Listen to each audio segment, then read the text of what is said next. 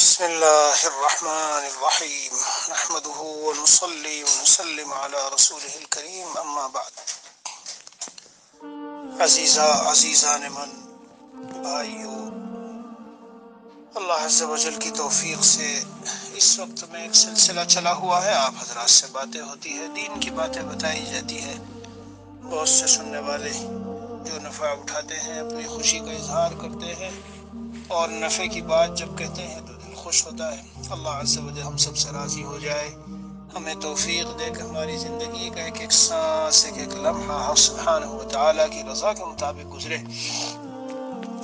آج بھی کچھ ایسی باتیں بیان کرنا چاہتا ہوں قرآن و سنت، یعنی اللہ تعالیٰ کے کلام سے اور احادیث شریفہ سے، میرے عزیزوں اور بھائیوں، کہ جن پر اللہ تعالیٰ کی سخت ناراضگی اور غصہ ہے، اور ان اعمال میں مبتلا ہونے کے نتیجے میں ہم دنیا اور آخرت میں پریشانیوں، تکلیفوں، مصائب و حوادث اور مختلف قسم کے عذاب اللہ تعالیٰ کی طرف سے آتے ہیں اور ان میں مبتلا کیے جاتے ہیں۔ تو بھائی سنو، انہی میں سے ایک ہے جو میں نے کل چاہا تھا لیکن وقت زیادہ ہو گیا تھا۔ والدین کی نافرمانی بہت بڑا گناہ ہے۔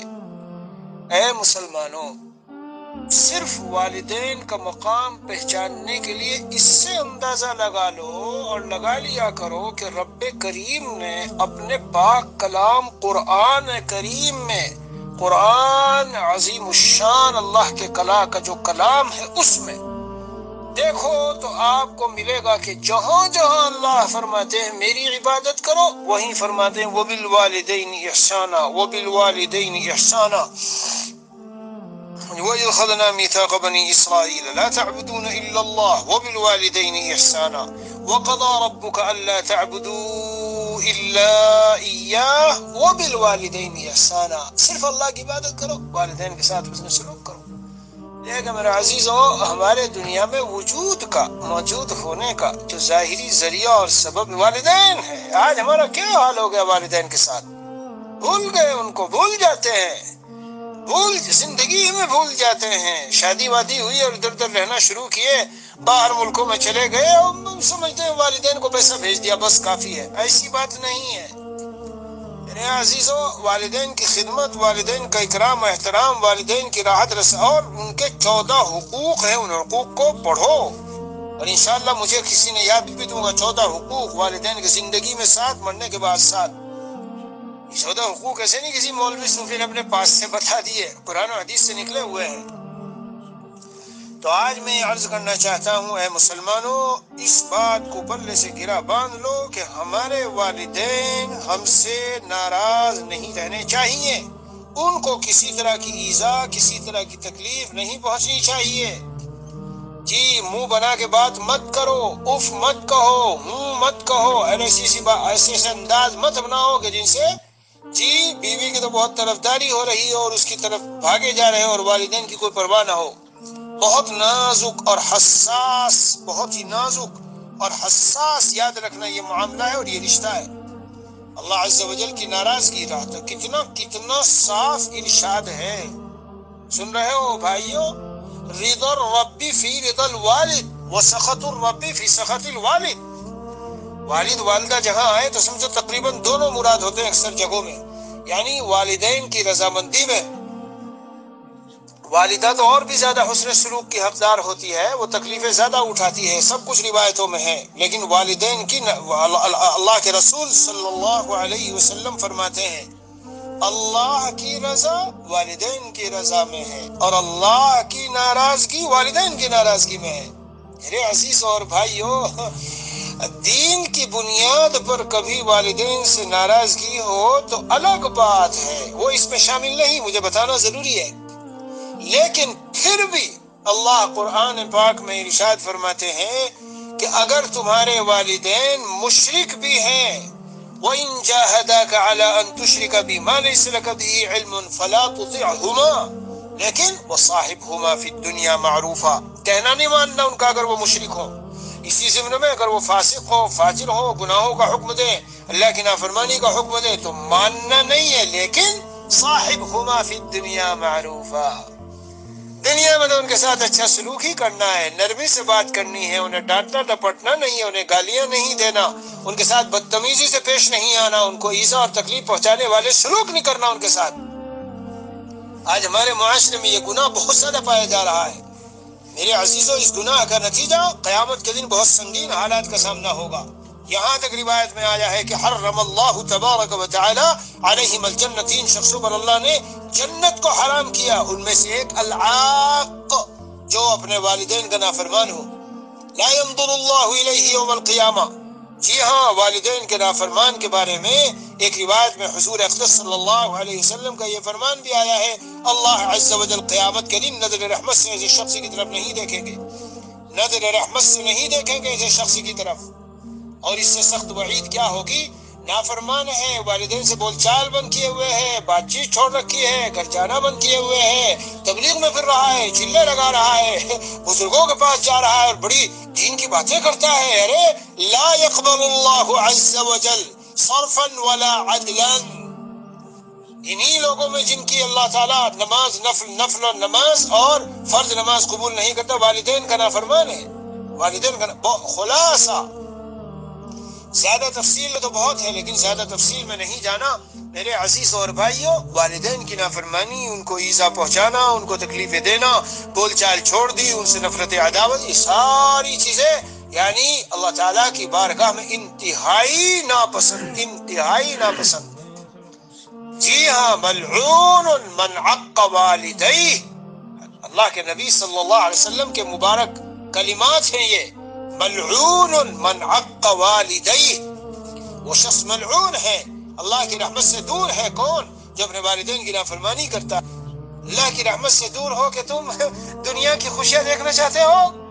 آج دوستوں اور بیویوں کو اور فلاں کو راضی کرنے کے لیے والدین کو، ارے بھائی اب تو ایسے واقعات پیش آ رہے ہیں، آفس میں بیٹھا ہے اور گاؤں کا رہنے والا ہے، والد نے خوب محنتوں کے ساتھ پڑھایا، والد نے خوب محنتوں کے ساتھ پڑھایا، گاؤں کا رہنے والا تھا اور وہ زمینیں بیچی اور کیا کیا، اب جب آفس میں بن کے بیٹھا، جی وہ انجینئر اور فلاں اور بیٹھا ہے بہت ہائی لیول پر، اور بہت سے دوست بیٹھے ہیں، ابا اپنے سیدھے سادے کپڑوں میں گئے تو ان کو جب گئے وہاں تو یہ نہیں بتاتا کہ یہ ابا ہے، ہمارا پڑوسی ہے، گھر میں کام کرنے والا ہے، نوکر ہے، ہمارے یہاں ملازم ہے، چپ کیسے بتاتا ہے؟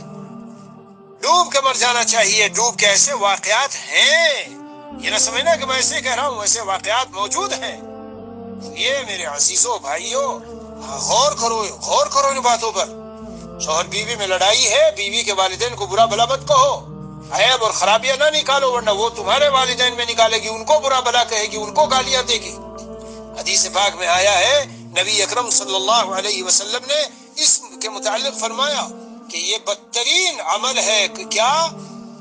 لعن اللہ من سب والدی۔ اب یہ ہے کہ والدین کو کوئی کون گالی دے گا؟ تو روایت میں آیا کہ تم کسی کے والدین کو گالی دو گے تو ادھر سے دے گا۔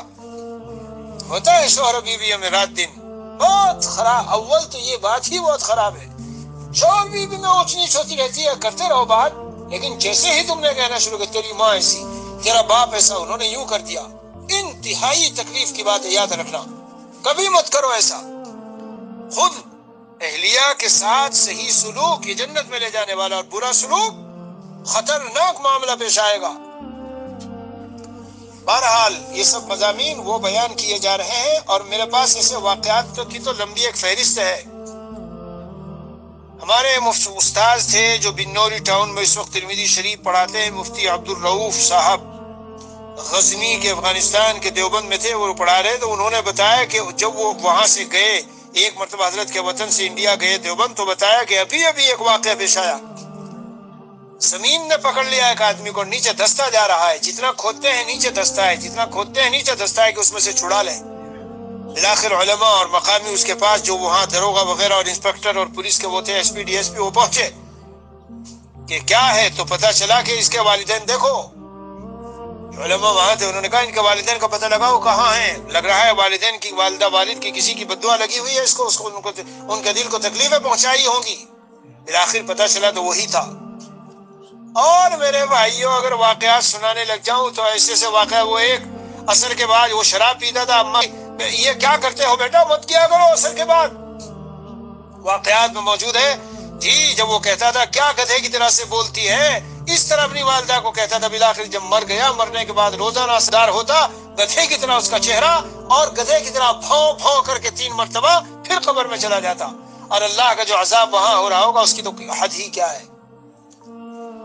اس لیے میرے بھائیو، اس گناہ سے بہت بچنا۔ والدین کے پاس چلے جایا کرو، مل لیا کرو، ان سے محبت رکھو، دیکھو کہ وہ خوش ہے یا نہیں، کوئی ایسی بات تو نہیں ہے جس سے ناخوش ہو، جا کے پوچھ لیا کرو، ابا آپ کا دل تو خوش ہے، آپ کو ہم سے کچھ چاہیے، آپ کی کسی طرح خدمت کریں، یہ کریں وہ کریں۔ ہر طرح سے والدین کے دل کو خوش رکھو، ان کی دعائیں لو، بہار آ جائے گی زندگی میں۔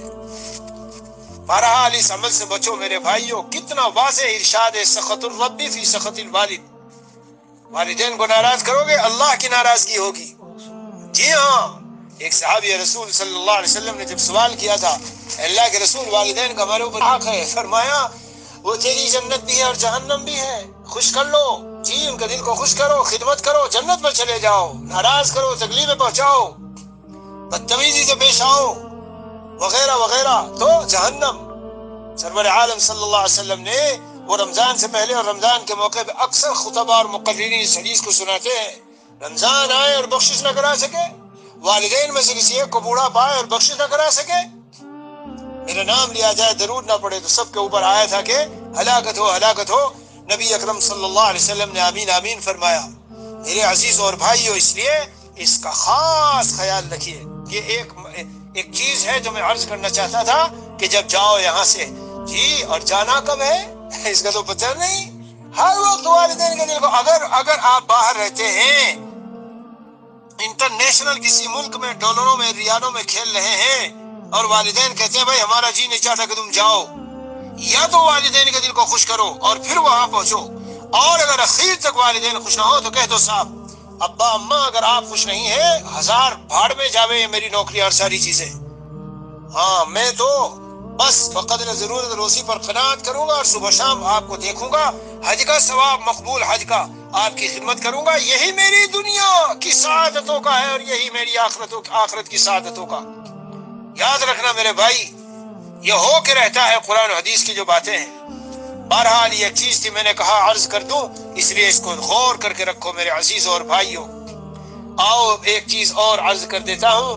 آج اللہ عز و جل جن لوگوں کو مال دیتے ہیں تو وہ کچھ تو ایسے ہیں جو مال ملا تو مزے لوٹ رہے ہیں، یہ ذہن ہی میں نہیں کہ مال دیا اللہ نے اپنے اس میں کچھ حقوق بھی رکھے ہیں، زکوٰۃ دینا ہے اور ضروری جگہوں میں خرچ کرنا ہے، اور غریب غربا کا خیال، یتیموں کو ذرا کی طرح دیکھ بھال، آس پڑوس میں دیکھ لو کوئی پریشان اور تکلیف میں تو نہیں ہے، سب حقوق ہے جو مال کے ذات لگے ہیں۔ ہم اور آپ عامتاً ہمارا ایک ذہن بن گیا کہ مال ہم اپنے ہنر سے، سمجھ سے، تجربے سے، تجارت سے، محنت سے، توجہ سے، دھیان سے، اپنی ذہانت سے، سمجھداری سے کماتے ہیں، اپنے فن سے، اپنی انجینئرنگ سے، اپنے اس پیشے سے، ہنر سے کماتے ہیں۔ اے مسلمانوں، اس خیال کو دل سے نکال دو، نکال دو۔ غربت و فقیری اور امیری و مالداری، یہ تو دو اللہ کے آزمانے کے دو آزمانے کی حالت ہے۔ کسی کو اللہ غریبی میں رکھ کر آزماتے ہیں، وہی ہنر بھی ہے، وہی محنت بھی ہے، وہی پیشہ بھی ہے، وہی تجارت بھی ہے، مال نہیں مل رہا ہے، اللہ تعالیٰ فقیری میں اس کو آزما رہے ہیں، اور کچھ ایسے ہیں جن کو مال دے کے آزماتے ہیں۔ اور پیارو یاد رکھنا، یہ مال دے کے جو آزمائش ہوتی ہے بڑی بھاری ہے، بڑی سنگین ہے۔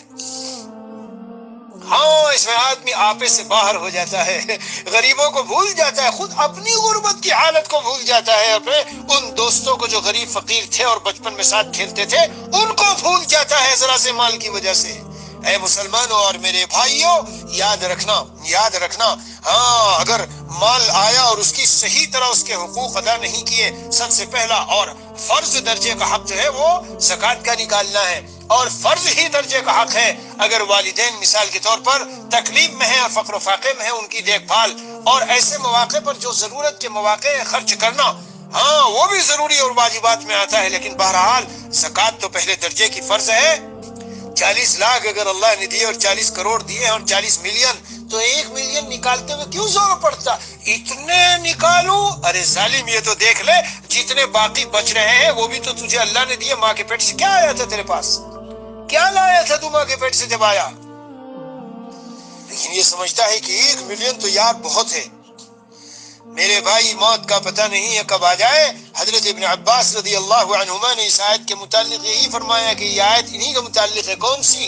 وَأَنفِقُوا مِمَّا رَزَقْنَاكُم مِّن قَبْلِ أَن يَأْتِيَ أَحَدَكُمُ الْمَوْتُ فَيَقُولَ رَبِّ لَوْلَا أَخَّرْتَنِي إِلَىٰ أَجَلٍ قَرِيبٍ۔ ہاں جی ہاں، حضرت عبداللہ بن عباس رضی اللہ عنہ فرماتے ہیں ایک آدمی میں حج کی استطاعت ہے اور حج نہیں کرتا، زکوٰۃ فرض ہو چکی مگر زکوٰۃ نہیں دیتا، وہ مرتے وقت میں موت کی جب مر رہا ہوگا تو زندگی کی تمنا کرے گا زندہ رہنے کی۔ کسی نے حضرت ابن عباس رضی اللہ عنہ سے فرمایا کیا کہتے ہو، اللہ سے ڈرو، یہ تو کافر کے بارے میں ہے کہ وہ موت کے وقت میں زندگی کی تمنا کرے گا۔ حضرت عبداللہ ابن عباس رضی اللہ عنہ نے فرمایا آؤ میں تم کو آیت سے قرآن سے دلیل دیتا ہوں، قرآن میں اللہ نے فرمایا ہے فَيَقُولَ رَبِّ لَوْلَا أَخَّرْتَنِي إِلَىٰ أَجَلٍ قَرِيبٍ، مجھے ذرا مہلت دے دیجئے فَأَصَّدَّقَ وَأَكُن مِّنَ الصَّالِحِينَ، اب میں سب کچھ زکوٰۃ صدقات نکال لوں گا، نیک ہو جاؤں گا۔ جی اب کہاں مہلت ملنے والی ہے؟ اذا جاء اجلہم، جب وقت آ گیا، 1 منٹ دائیں بائیں ہونے والی یہ مال جس کی زکوٰۃ نہیں نکلی میرے عزیز اور میرے بھائی، ہم سمجھتے ہیں جمع کرو، ابھی پلاٹ خریدنے، ابھی بلڈنگیں خریدنی، ابھی یہ کاروبار ہے، ابھی اس میں ضرورت ہے، ابھی اس میں ضرورت ہے، حتیٰ کہ سود تک لے لیتے۔ میرا ایک دوست یہاں ساؤتھ افریقہ میں آیا، وہاں سے دیوبند سے تعلق والا تھا، بہت دولت کمائی، بڑے بڑے ٹرک اس کے چلنے لگے، لیکن ایک دن مجھے فون کیا، بولے امجد حالات میں آیا ہوں اور بینکوں سے سود لینا پڑ گیا۔ میں نے ان کو کہا نام کیا بتاؤں؟ میں نے اسے کہا، میں نے کہا بھائی یار نہیں، بالکل غلط، تیری ساری دولت بیکار ہے اگر تو سود لے رہا ہے اس حالت میں بھی، جبکہ تو ملینوں کا مالک ہے، پھر یہ کیا کر رہا ہے؟ بہرحال میرے عزیزو بھائیو، روایت میں آیا کہ یہ جو مال ہے جس کی زکوٰۃ نہیں نکالی گئی، یہ ایک سخت زہریلے گنجے سانپ کی شکل میں توق بنا کے گردن میں ڈالا جائے گا۔ علماء نے لکھا ہے کہ بہت زیادہ زہر ہوگا، بہت شدید، بہت تیز، اس لیے سر کے بال اڑے ہوں گے، وہ اس کو ڈسے گا، اس کی 2 زبانیں ہوں گی، گردن میں توق کی طرح پڑا ہوگا اور اس کو ڈستے وقت کہے گا انا کنزک انا مالک، میں ہوں وہ تیرا مال جس کا تو جمع کر کے رکھتا تھا۔ بہت سے ہیں بیچارے زکوٰۃ دیتے ہیں، کیا کرتے ہیں، دیتے رہتے ہیں تھوڑی بہت، اور ادھر دے دی ادھر دے دی، حساب کے مطابق نہیں دیتے۔ میرے پیارے، سارا مال تیرا ایسا میلا کچیلا اور گندا سندا ہو جائے گا اگر تو زکوٰۃ جو ہے نظام اور نصاب جو شریعت نے کہا اس کے مطابق دو۔ اور میرا اس پر پورا بیان ہے، اس کو پڑھ لیجئے، سن لیجئے۔ ابھی صرف یہ بتانا ہے کہ اگر زکوٰۃ نہ دی تو کیا انجام ہونے والا ہے، کتنا بھیانک اور کتنا خطرناک انجام۔ والذین یکنزون الذهب والفضة ولا ينفقونها في سبيل الله فبشرهم بعذاب علیم، جو جمع کرتے ہیں اور اللہ کی راہ میں خرچ نہیں کرتے، مراد اس سے یہی ہے کہ زکوٰۃ نہیں دیتے اور حقوق واجبہ نہیں نکالتے، تو فبشرهم بعذاب علیم، دردناک عذاب کی ان کو خوشخبری سنا دیجئے۔ یوم یحمى علیہا فی نار جہنم فتقوی بها جباہهم وجنوبهم وظہورهم، پیشانیاں جی اور پہلو اور پیٹوں کو اس سے گرم کر کے داغا جا رہا ہے جہنم کی آگ میں۔ ہائے ہائے، جہنم کی آگ میں گرم کر کے داغا جائے گا۔ پھر یحمى علیہا فتقوی بها جباہهم وجنوبهم وظہورهم هذا ما کنزتم لانفسکم، فیقال لهم، ان سے کہا جائے گا یہ سب جو تم نے بڑی دولت جمع کی تھی، فذوقوا ما کنتم تکنزون، جو تم دولت جمع کرتے تھے اس کا ذائقہ اور اس کا مزہ چکھو، اس کا ذائقہ اور اس کا مزہ چکھو۔ میرے عزیزوں، اس لیے زکوٰۃ کی پورے طور پہ ادائیگی کرو۔ مال کو آج ہی میں نے کسی کو سمجھایا، آج ہی میں نے سمجھایا، کیا مال تمہارے پاس ماشاءاللہ بہت ہے، لیکن میں نے ان کو بتایا کہ میرے عزیز یاد رکھنا، اچانک آج کل ایسی تیزی کے ساتھ ہم یہاں سے نکلے چلے جا رہے ہیں، نہ معلوم کب دنیا سے جانا پڑ جائے تو یہ مال سارا ایسے پیچھے رہ جائے گا۔ اس کے جتنے حقوق واجبہ ہو وہ بھی نکالو، اور ہو سکے تو مزید اپنے لیے صدقات جاریہ کر کے آخرت کے لیے کچھ انتظام کر لو۔ جی ہاں، قبر میں پڑے ہوئے ہو، یہاں مکتب مدرسے کھلوا دیے اور حفظ کی کلاسیں اور درسگاہیں وغیرہ، ادھر سے اللہ عز و جل کی طرف سے جی مستقل ثواب کا سلسلہ جاری ہے۔ پہنچ رہا ہے وہاں، مر گیا لیکن گویا کہ زندہ ہے۔ جی ہاں، ایک واقعہ اسی یعنی زکوٰۃ نہ دینے کے تعلق سے میں نے پڑھا کہ کچھ لوگ ایک اللہ والے سے ملنے کے لیے گئے، جب وہاں پہنچے انہوں نے کہا آؤ ذرا یہاں، ہمارے پڑوسی کا انتقال ہو گیا ہے، چلو ذرا اس کی تعزیت کر لیتے ہیں۔ جی ہاں، تو سب کے سب چلے اور تعزیت کے لیے نکل گئے۔ جب وہاں پہنچے تو دیکھا جی کہ وہ شخص جو وہاں تھا، جس کے بھائی کا انتقال ہوا تھا، وہ چیخیں مار مار کے رو رہا ہے اور آنسو تھمتے نہ تھے اس کے۔ لکھتے ہیں کہ ہم نے تعزیت کے کلمات کہے، اس نے قبول نہ کیے، بہت تسلی دی مگر کسی قسم کی تسلی قبول نہیں کر رہا تھا۔ لوگوں نے پوچھا آخر اتنا رو رہے ہو، کیا بات ہے؟ ہم تسلی دیتے ہیں، تم کیوں پھر بھی روئے چلے جا رہے ہو؟ اس نے کہا میں کیوں نہ رہوں، میرے بھائی کو صبح شام عذاب ہو رہا ہے۔ ہم نے کہا تجھے کیسے پتہ چلا؟ کیا تو غیب جاننے والا ہے؟ کہنے لگا نہیں۔ جب ہم نے اس کو دفن کر دیا، لوگ تو مٹی ڈال کر واپس آ گئے، میں اس کی قبر کے پاس کچھ دیر بیٹھ گیا۔ اچانک قبر سے آواز آئی کہ مجھے اکیلے قبر میں ڈال دیا، میں عذاب قبر میں مبتلا ہوں۔ چنانچہ میں نے سوچا کیسی آواز ہے، لہذا میں نے ارادہ کیا تو میں نے قبر کو کھول ڈالا تو دیکھا کہ قبر سے آگ کے شعلے نکل رہے ہیں، اس کے گلے میں توق پڑا ہوا تھا۔ بھائی کی محبت میں بےتاب ہوا اور ہاتھ بڑھا کر اس کے توق کو کھینچنے کی کوشش کی تو میری انگلیاں جل گئیں۔ وہ ہاتھ بھی اس نے دکھایا جو جلا ہوا تھا۔ چنانچہ میں نے مٹی ڈالی اور بھاگا۔ اب وہ کہہ رہا ہے اے لوگوں میں کیوں نہ رہوں، اس کی حالت پر ہم نے جو کچھ دیکھا ہے یہ سارا میری آنکھوں کا دیکھا ہوا ہے۔ تو ہم نے ان سے دریافت کیا بھائی یہ تو بتاؤ تمہارے بھائی کا جرم کیا تھا جس کی وجہ سے تمہیں اندازہ ہو رہا ہے کہ وہ اس عذاب میں ہے؟ کہنے لگا وہ نماز بھی پڑھتا تھا، روزہ بھی رکھتا تھا، مگر زکوٰۃ نہیں دیتا تھا، مالدار تھا، مال تھا، دولت تھی، مگر زکوٰۃ نہیں دیتا تھا۔ جبکہ اللہ نے ارشاد فرمایا، حق سبحانہ وتعالی نے ولا يحسبن الذين يبخلون بما آتاهم الله من فضله هو خير لهم بل هو شر لهم سيطوقون ما بخلوا به يوم القيامة۔ فرماتے ہیں یہ